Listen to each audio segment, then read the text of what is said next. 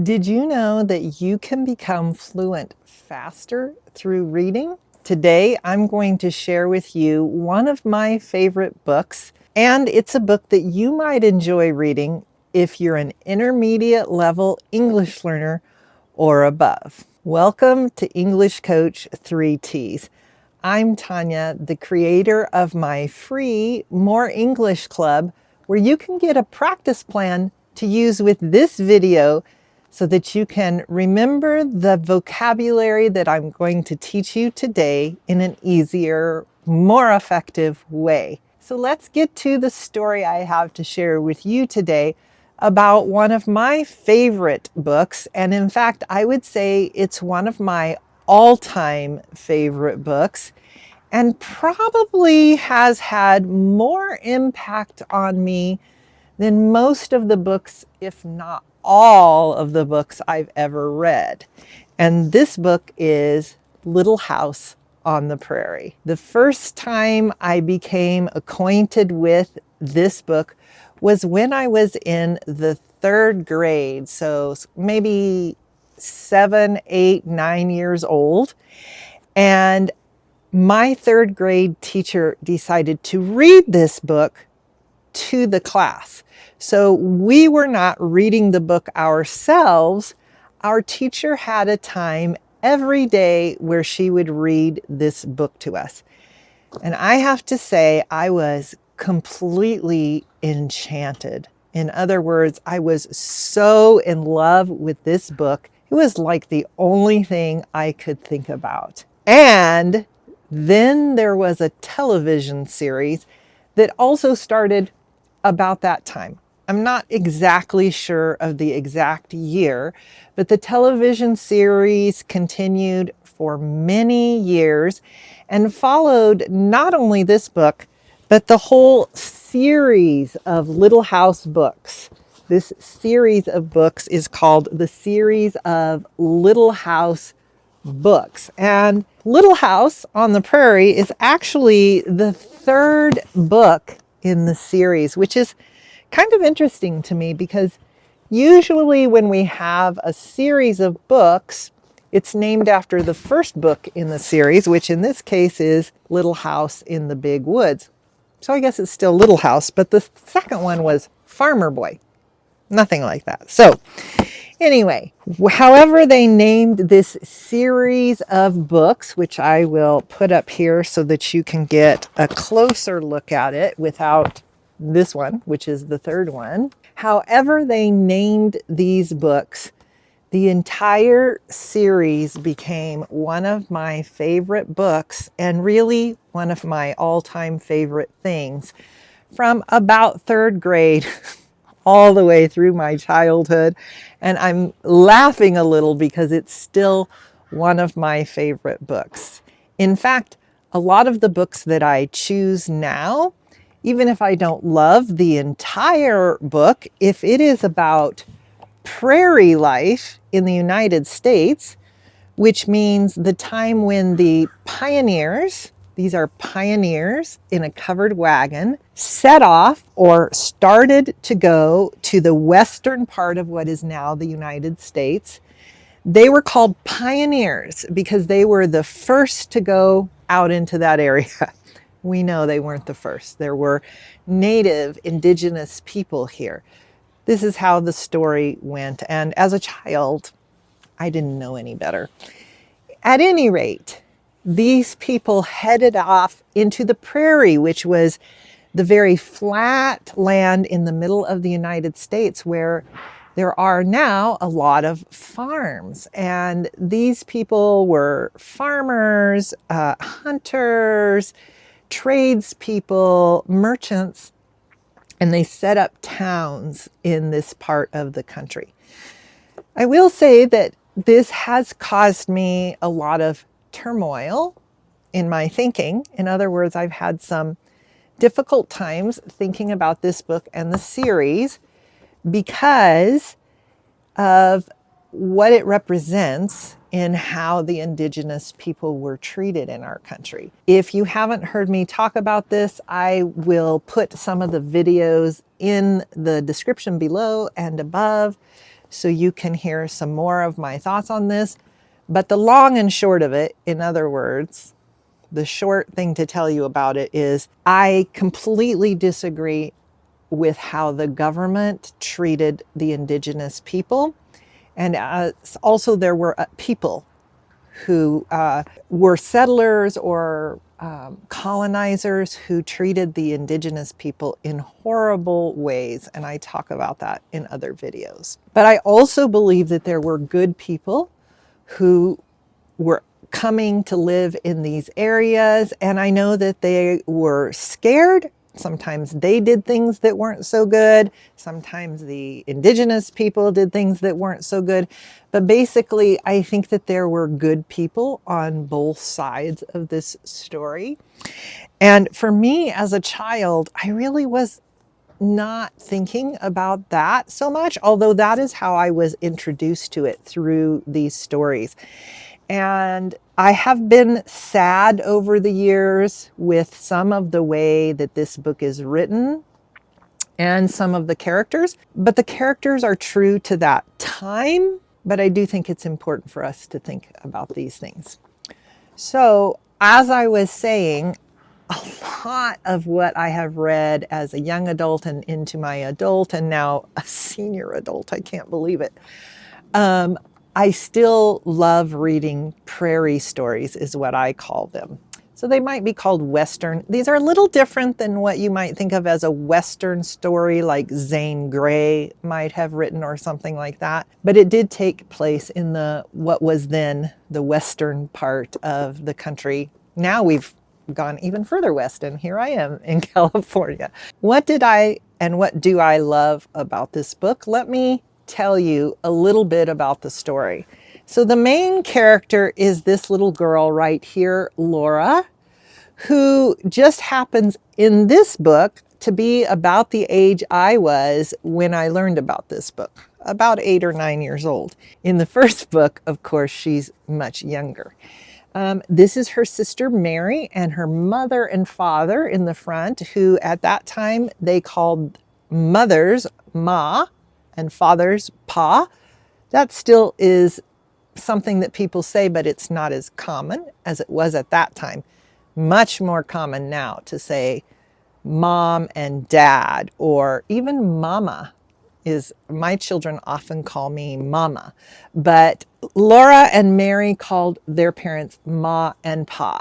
And they left Wisconsin and went in this covered wagon, which was pulled by horses, like I said, out into the prairie. And this book tells the story of all the difficult times they had, but also all the wonderful things that happen and the beauty of the nature. And I think one of the things that was really important to me was the connection of the family, the mom and the dad and the siblings, the sisters. And for me at that time, my family was not as connected. You've probably heard me say before, I grew up in a dysfunctional family. Reading about this family that was loving and caring really was important for me. And then to be able to read it in a lot more books and to watch the television series. I will say that the TV series is something I also loved and still love. If you are sensitive to cultural things that have to do with religion, they do mention the Christian religion, not as much in the books as in the TV show, but it is in both. And the other thing about the TV show is while it does include a lot of the stories from this book and the other books, it also takes a lot of creative license. In other words, the television show created stories that were never a part of this series. For me, when I first saw the series and the second, third, fourth, fifth, and sixth time that I saw the series, it was okay with me. I knew that they had to have more stories because there were more stories, there weren't enough stories in this set of books to keep making TV shows. And of course, I wanted them to keep making TV shows. I will say, I did not like the way they ended the TV series. I'm not going to say what that is because I don't want to give you any spoilers. A spoiler is when I tell you something about a book or a TV show or a movie that would spoil it for you. In other words, I would tell you what happens, and then you already know what happens. It might not be as fun as reading it and finding out for yourself. I want to tell you a little bit about becoming fluent with reading. Reading is a lot like hearing real stories, but some of the things that are a little different are that, first of all, you're using a different part of your brain, so it's really great to use more parts of your brain to learn. Second of all, you're seeing the words, so you're seeing, and instead of hearing, you're using a different one of your senses. Our senses are seeing, hearing, smelling, touching, tasting. And so this helps you to learn, and also for some people, this can make the learning easier. I have seen several students who love to read really excel in their fluency. In other words, they became fluent faster than I even thought they would because they read so much. But like everything else, there's important parts of reading that will help you to learn in a way that's more effective, that works better. So you want to read things that are on your level. This would be about an intermediate level, and you're going to see words that you don't know. Now, I know this is really hard, especially if you are like me and you were taught to read and then stop and look up the word. You don't want to do that. You want to see if you can keep reading and understand the word, or reread and understand the idea, even if you don't understand the word, and keep going. Because every time you stop reading, your brain has to stop with the English. And if you use a dictionary to your native language, now your brain is translating, which teaches your brain to think in your native language whenever you're trying to speak in English. So if one of the things you want to do is to stop translating in your head and start thinking in English, just keep reading. And if sometimes, not very many times, but once in a while, a few times, you need to stop and look up a word, look up the word in an English to English dictionary. In other words, where you look up the English word and it tells you what it means in English instead of telling you in your native language. This way, your brain doesn't have to stop thinking in English. In fact, it continues thinking in English. And if you think about it, this is how you learned your native language. If you'd like to know more about how you can stop translating in your head, I do have another video on that I will put above and in the description below. Another thing about reading is you want to make the process as enjoyable, or in other words, as fun as possible. Why? There are many reasons, but one of the reasons is because if it's not fun, if it's boring, you will stop. It's hard to keep doing something that's boring. So there are many things you can do to make the process more enjoyable. Read books that are at least a little bit interesting to you. More interesting is even better. Read in small amounts of time so that you don't get frustrated. If you read for 30 minutes, but every time you read, you're frustrated and you just feel like this is never going to work, then try reading for 20 minutes or 15 minutes. And then when you find the amount of time that is best for you, you can make it a little bit more and a little bit more and a little bit more. In my second language, which is Spanish, I typically have at least 2 books going.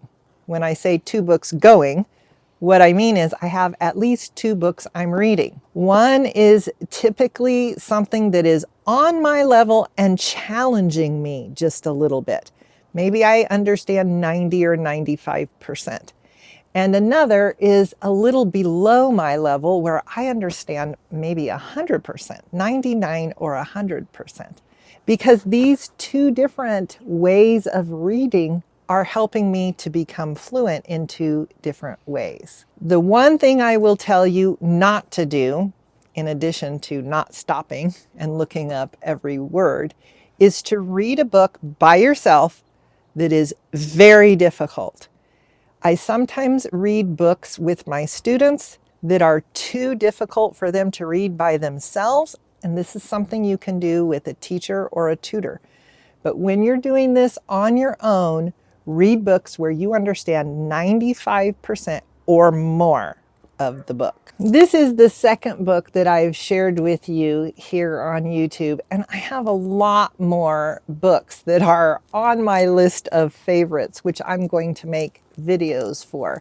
And one of them is coming in a video soon. If you're interested in seeing videos about all of my favorite books and hearing the stories and learning the vocabulary and talking about these books with other people and me, then I would encourage you to get more information about my new We Speak Fluency program. In this program, I'm going to have all the videos of all my favorite books in all different genres.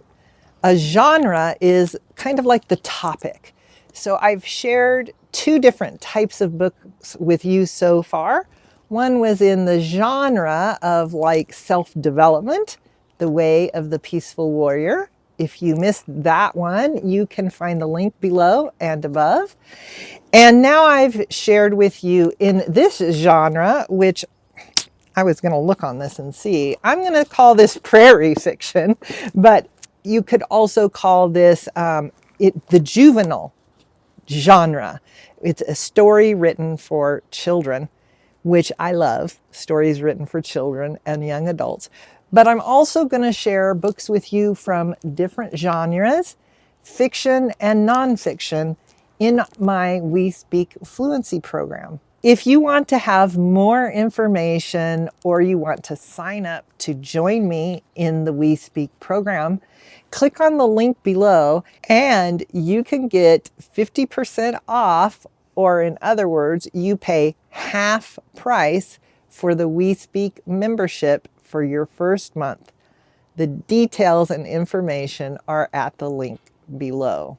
Next week, I'm going to have a different video for you, but you can keep an eye out. In other words, you can keep watching for the next book I'm going to share with you here on YouTube.